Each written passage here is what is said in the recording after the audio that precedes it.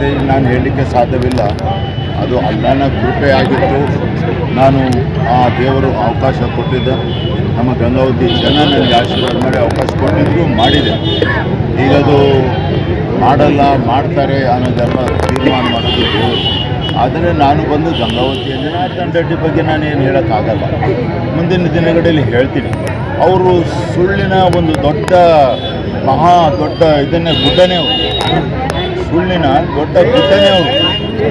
ಬರದೇ ಬರೇ ಆ ಭಗವಂತನ ಕುರಿತೆ ಅಂತ ಹೇಳ್ಕೊಂತ ಜನರಿಗೆ ಮರಳು ಮಾಡ್ತಾ ಇದ್ದಾರೆ. ಬಂದಾಗೆಲ್ಲ ಬರೀ ದೇವಸ್ಥಾನಗಳು ಪೂಜೆ ಪುನಸ್ಕಾರಗಳು ಮುಗಿಸ್ಕೊಂಡು ಹೊಂಟು ಬಿಡ್ತಾರೆ.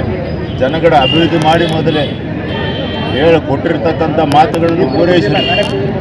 ಅವ್ರು ಹೇಳಿದರು, ನಾನು ಕೇಂದ್ರ ಸರ್ಕಾರದಿಂದ 10,000 ಮನೆಗಳನ್ನು ತಂದು ಗಂಗಾವತಿ ವಿಧಾನಸಭಾ ಕ್ಷೇತ್ರ ಜನತೆಗೆ ಕೊಡ್ತೀನಿ ಅಂತೇಳಿ.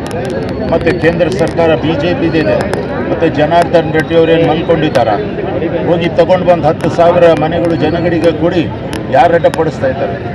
ಆಮೇಲೆ ಅವರು ಸ್ವಂತ ಮಾತುಗಳು ಏನು ಕೊಟ್ಟಿದ್ದರು, ಅದ್ರ ಬಗ್ಗೆ ಎಲ್ಲ ಸ್ವಲ್ಪ ಅವರು ಹಿಂದಿನ ಪುಟಗಳನ್ನು ತಿರುಚಿ ಹಾಕಿ ನೋಡಬೇಕು. ಯಾಕಂದರೆ ನಮ್ಮ ಗಂಗಾವತಿ ಜನ ಭಾಳ ಮುಗ್ಧ ಜನ. ಅವ್ರಿಗೆ ಸುಳ್ಳು ಹೇಳಿ ಮಳ್ಳು ಮಾಡಿ ಮತ ತೊಗೊಂಡು ಗೆದ್ದರು. ಸರಿ ಆಯಿತು, ಜನ ಆಶೀರ್ವಾದ ಮಾಡಿ ಗೆದ್ದರು. ಕೊಟ್ಟಂಥ ಮಾತನ್ನು ಉಳಿಸ್ಕೋಬೇಕಾಗಿರೋದು. ಕೊಟ್ಟಂಥ ಮಾತನ್ನು ಉಳಿಸ್ಕೊಳ್ಳೋ ಸಂದರ್ಭದಲ್ಲಿ ಅದು ಇದು ನೆಪಗಳನ್ನು ಹೇಳ್ತಕ್ಕಂಥ ಕೆಲಸ ಜನಾರ್ದನ್ ರೆಡ್ಡಿ ಮಾಡಬಾರ್ದು. ಆಮೇಲೆ ಜನಾರ್ದನ್ ರೆಡ್ಡಿಯ ಗುಣ ನಮಗೆ ಗೊತ್ತಿದೆ. ಒಂದು ವಿಷಯ ಜನಗಳಿಗೆ ಹೇಳಿ ಮುಂದೆ ಹೋಗ್ತೀನಿ. ಮುಂದಿನ ದಿನದಲ್ಲಿ ಬಂದು ಅದರ ಸಾರಾಂಶ ಹೇಳ್ತೀನಿ.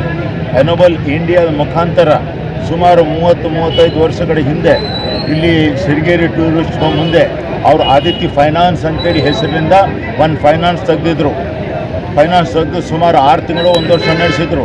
ಜನಗಳ ದುಡ್ಡನ್ನು ಲೂಟಿ ಮಾಡಿ ರಾತ್ರಿ ಅದೆಲ್ಲ ಬಂದ್ ಮಾಡ್ಕೊಂಡು ಓಡೋಗ್ಬಿಟ್ರು. ಆ ಜನ ಯಾರ್ಯಾರು ದುಡ್ಡು ಕಟ್ಟಿದ್ದಾರೆ ಈಗಲೂ ಗಂಗಾವತಿಯಲ್ಲಿ ಅವರು ಬದುಕಿದ್ದಾರೆ. ಅವ್ರ ಹತ್ರ ಹೋಗಿ ಜನಾರ್ದನ್ ರೆಡ್ಡಿ ಮಾತಾಡಿಸಲಿ. ಮತ್ತು ಮುಂದಿನ ದಿನಗಳಲ್ಲಿ ಅದು ವಿವರ ಹೇಳ್ತೀನಿ.